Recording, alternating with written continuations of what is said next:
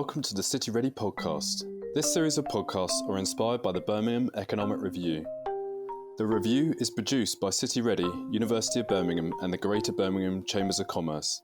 It is an in-depth exploration of the economy of England's second city and a high-quality resource for informing research, policy and investment decisions. This episode focuses on Chapter 1 of the review, which looks at the economy of Birmingham. In the commentary for this chapter, Rebecca Riley discusses the release of lagging data like GVA, which gives us a better indication of the economic impact of COVID-19 than real-time data. But how useful is GVA to assess economic activity? What does and doesn't it measure? Are there better ways of calculating economic activity? Why has GVA been faltering in Birmingham and the West Midlands, and how can we grow it? Let's find out.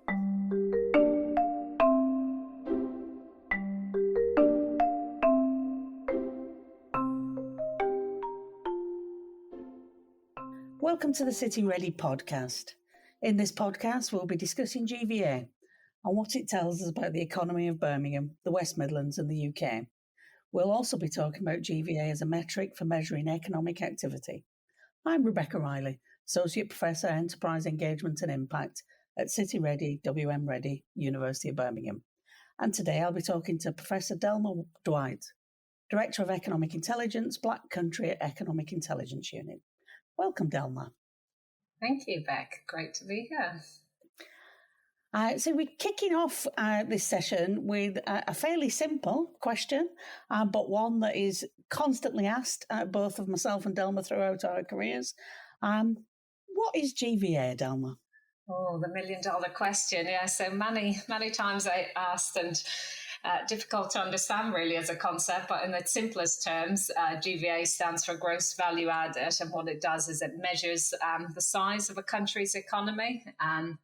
The issue is there's many terms that is used. Sometimes people talk about GDP, which is gross domestic product, which is similar, but doesn't. The variation between them is that GVA excludes taxes and subsidies on products, while GDP includes it. So there's three ways as well to measure GVA and GDP, which can complicate things, but I'll just talk through those three measures now, and we can discuss the merits of each. So this might bring people back to their economic theory and university days. But one method is called the production approach. So that's the total value of goods and services that are produced. So that's one way that ONS collect these data from thousands of UK companies. But there's also the income approach. So they look at the income generated in the production of those goods and services. So that includes wages and profits and other forms of incomes earned by households and businesses. And then there's the expenditure approach. So that's what everybody in the country has spent. So the one most familiar to me from my university days is the expenditure approach. I think the formula C plus I plus G plus X minus M is forever ingrained in my brain and even got me my first job. So it's interesting to understand the different approaches. And then there's the balanced approach, not to complicate things further, which is just the value of output minus the value of intermediate consumption. And that's the one that ONS use quite a lot. It used to be at the beginning of my career where you could only get certain ones at certain levels. There has been a lot of changes recently with ONS and what you can get, and I'm just thinking, is it worth recapping on what you can get at what geography? Yeah, and I think that's one of the particular limitations, particularly for you and me working at those sort of granular sub-regional local levels. It's really hard to actually get that data at the geography you want. So one limitation is that you can't get GDP by industry, so you can't get a sectoral analysis at a regional level, which is why people will use GVA more. So it depends on sort of the measure and then the timeliness. So you only have the national level is more frequent, but to get that good local authority, understand it by sector or even get locally, there has been, as you said, more developments, and ONS are doing a significant transformation to really make sure we can get those faster indicators at better geography, but it takes a long time to get there. So how can we actually use GVA within our, like you say, our local development work and that comparison?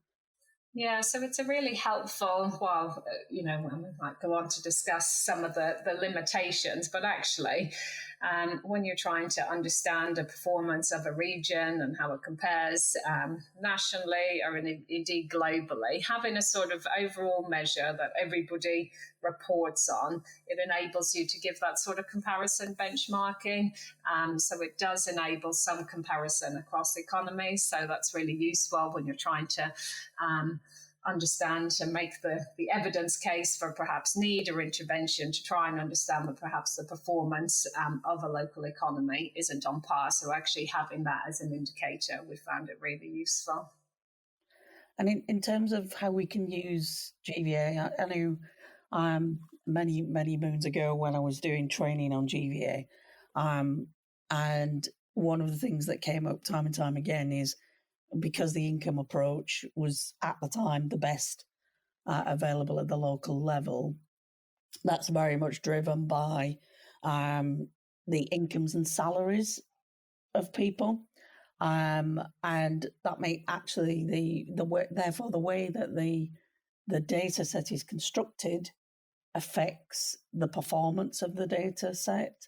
And how does that affect our understanding of what responses or interventions should be made versus balancing off that measurement effect? Yeah, and definitely, and then understanding, as you say, using the income approach, you've got then the whole issue of commuting, the whole workplace versus residence place. Again, there might be people earning high salaries in particular areas of the Black Country, but actually then returning to the leafy suburbs of Staffordshire. And so actually the income generated by the people living in those areas is very different. So again, you can have a distortion, can't you, in terms of what's been measured where. So bearing all those things in mind, and sort of, I suppose one of the issues is that originally it was developed in the 1940s as a production measure, wasn't it? And we have had a lot of changes and updates to that, but fundamentally that's where it comes from. Bearing all those things in mind, how useful do you think it is now? Yeah, I think now it needs to be incorporated within a broader basket of indicators. I don't think you can use it as the ultimate only measure. I think alongside, the economy's changing significantly, hasn't it? The importance now of the service industry, again, how that is really accurately measured in those sort of traditional senses is really difficult. So I think it's a useful one, but as part of a broader range to really understand alongside everything else, as you say, earnings, employment, migration, to get it in its broader context, I think. So it's a useful measure. In any economic report we do, it's always within our analysis and understanding, but I don't think it always tells the full picture, does it? And it's really important then what you're dividing it by. What is it by population? Or are you trying to get a sense of the gross value added per hour to try and get a sense of productivity? So again, the sort of denominator plays an important part as well, whether you're using it as a total or actually whether you're sort of dividing it to try and get a different sense of it. Well, you mentioned before as well the sectors issue. I know this is one that's plagued us for a very long time, and people wanting sectoral GVA. And I'm old enough to remember when things like IT and consultancy weren't in the sectors, and there was a big review in the 2000s that brought them back in, or brought them in originally. And I think we're back in that position again, where those sectoral SIC codes don't match the real economy. So what's the best way of tackling that, do you think?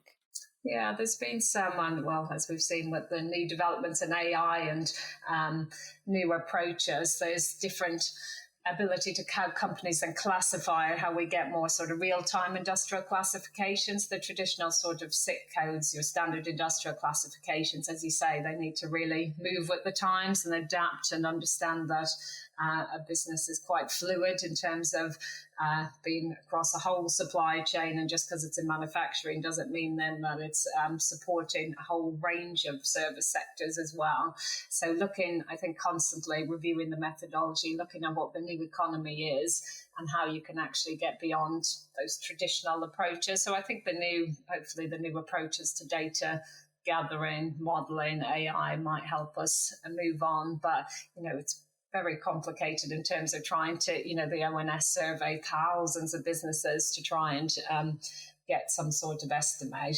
But even a lot of time relying on companies' house data, it's only as good as what the company inputs. So again, you have to be reliant on people understanding what activity they do and what sectors they're in. So, it's trying to get as reliable as possible. Thinking about that and thinking about the sectors, etc. But what does GVA not measure? Ooh, what does it not measure? So, I would say probably it's sort of in terms of those broader things. It doesn't really tell that whole story, does it, of how well economies are doing. So not all that can be counts. So caring for an elderly relative is a good example of that, because there's no money exchanging hands, so it wouldn't be captured.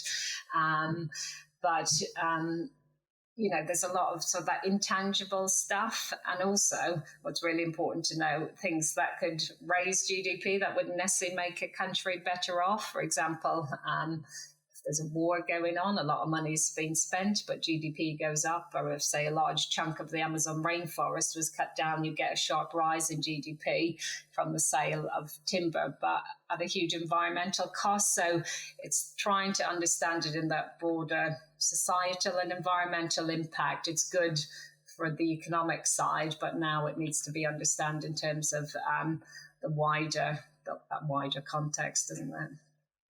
I mean, I think the big one for me when I'm talking to people is it's not actually a measure of wealth. So we often use it as a proxy that, the people within an economy are doing well, but the reality is GVA, GDP does not measure standard of living. And it doesn't measure a whole host of other incomes, such as pensions. So it doesn't show an older population as we have that are contributing to the economy. It would be an indirect way of contributing rather than that direct income from pensions or other unearned income. So I think for me, it goes back to what you said before about having a basket of indicators. But unfortunately, people tend to use it as the be-all and end-all, and it's only a thin slither of what is actually happening in the economy. I suppose the other thing it doesn't measure is some of the intangibles.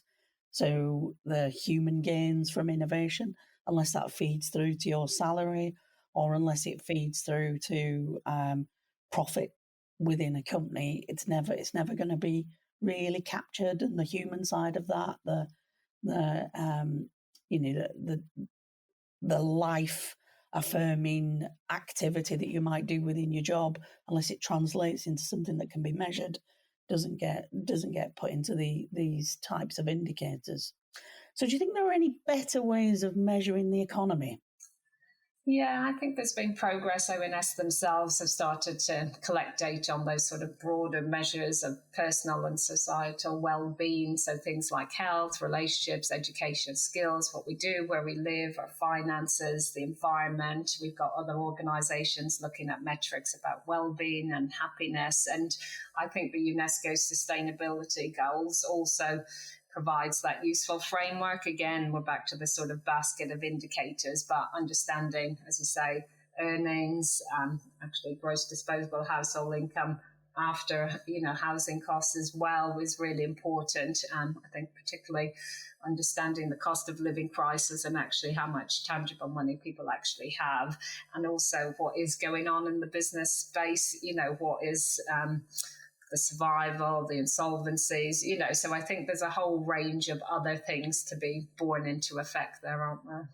Yeah, I mean, I think what's interesting for me is in the sort of the GVA GDP, you can see real disparity between places, big gulfs really between effectively the southeast and the north. Whereas if you use something like GDHI, that gap narrows because of those cost of living um, issues and high costs of rent and mortgage within places like London and the southeast. That actual disposable income starts to narrow and the gap narrows. In terms of overall GVA performance, as we know, sort of GVA is faltering at the moment. And whereas sort of specifically in the West Midlands, it was doing exceptionally well before pandemic. Why do you think that GVA is now faltering? Yeah, many reasons. We know that everybody, in particularly, has been hit hard over the last few years in terms of we've had a lot of externalities, everything from COVID and wars and the cost of living, energy rises. So there's a lot going on, but really, when you look at the demographics, that plays quite a large role. You've got a large profile, don't you, of young and older dependent population. You've got that lower active labour market there. And fundamentally, a lot of it comes down to skills. So skills has always been, particularly in the West Midlands, when we look at the amount of people that have those qualifications compared to elsewhere, it's always been quite a significant barrier. We've had some huge gaps, with 1 in 4 people being reported as not being able to read or write. So that's a considerable drain, and particularly when you look at infrastructure, the need for digital skills, and broader than that, energy in particular, I think has been something that's hit the region really hard when you look at the of the business makeup and the manufacturing and the dependence and the energy costs. We've had some live examples now of companies just having to move overseas because their energy costs have gone up 40% and they just can't sustain staying in the Midlands anymore. So there's a huge range, and then you've got whole innovation, trade, decades of underinvestment in transport infrastructure. So a whole range of sort of barriers that were sort of always there, but have been impacted even greater, I think, in the last few years, and really impacted on the region. I mean, we're about to release a report on the productivity in the West Midlands Combined Authority area, and by looking and decomposing the elements of productivity. One of the key things for me that comes out of that report is the issue that we actually have in terms of the balance of sectors. We have highly productive sectors in the region. However, within those sectors, we have a lot of firms that aren't as productive as they could be. And I think there is always a sort of, and this happened in sort of the 2000s. There is always a danger that in pursuing sort of service industry, you forget about your core assets, especially when for the West Midlands, they stacked in our favour, those companies that could be much more productive than elsewhere. So I think that is a particular challenge for the West Midlands more than other regions, and probably a Midlands-wide issue if you looked at the data. But how do you think our particular sector makeup that under normal conditions would be an advantage, how are they being affected and could affect us into the future? Yeah, we have, when you look at the sectoral composition, we've got a really high energy intensive sector. We've got a lot of, I mentioned manufacturing, but we've got a lot of businesses compared to elsewhere, and they're really been hit by the costs, so their input costs, and alongside the supply chain shortages as well. We have companies who they have staff turning up, but because some semiconductor components aren't, they have to send them home. So their productivity has just been sort of hugely impacted. So having that sort of production sector, while it gives huge benefit, as you say, huge employer, and we've got some really innovative firms in the Midlands, but making them all understand the importance, as you say, of that continued investment in innovation, new technologies, and having access to that skilled labour force is really important for them. And finally, having looked at the sort of the faltering negative side of GVA, what's your thoughts on how we can grow GVA and productivity in the future? We can solve between us single-handedly how we can solve the Midlands economy. Well, so investment is critical, isn't it? So how we can get that attracting that sort of a large company, that FDI, that's why it's so important, those global events like Commonwealth Games, and how we can raise the profile and really make the region seen as a place that people want to live, work and invest in. But, that is critical, having that sort of active economy, having people wanting to invest. Investment is key for the growth of the region. So really getting the conditions right. So having, as you say, that skilled labour market, having the right housing profile, having the right transport, having all those enablers in place so that we can attract that investment, I think is key. And also focusing, I think trade also is a huge thing for the Midlands. We've had a real hit in terms of our exports over the last few years, and they're nowhere back to where they were 3 years ago. So really understanding the export potential of companies that would have a real impact as well. I mean, I agree with all of that. I think particularly in the sort of the Midlands, West Midlands, there's also that issue of working age population and highly skilled labour, which is still lagging other areas. And I think one of the problems with that actually is that we do, especially in the West Midlands, have a high student population, but we don't retain them. I think there is something about, as you picked up about Commonwealth Games, etc., is ensuring that we're pursuing policies that enable the people that live here and have been brought up here and have skilled here, as well as those that have moved in to gain those skills at the universities or FE, etc., that they know that there are good quality jobs. So I think there is something about engaging that and having a process where we can make sure that young people know that there are really good quality jobs, especially in the manufacturing and because of work that we've done before, the business and professional services sector, which is actually a third of our GVA and a third of our economy. So I think there's a piece of work there to be working with our students, I think. Yeah, and definitely having it in the context of that quality environment. So it's a place, the investment in the creative and the culture. So it's a place that people want to live. They know if they have children, they'll be able to access good schools, they'll have good houses, there's good transport infrastructure, good digital connectivity. So making it a quality place, I think is really important, and an inclusive place as well, with such a diverse population, ensuring that we can support all that growing population is really important. On that note, around inclusivity, which I agree with completely, and is vital for us to maintain a thriving community in the West Midlands, I'd like to thank you for your wise words, as ever, Delma. I'm sure it will continue to be a question that we get asked. I know we have a podcast that we can just point people to. So thank you for the chat. Thank you very much.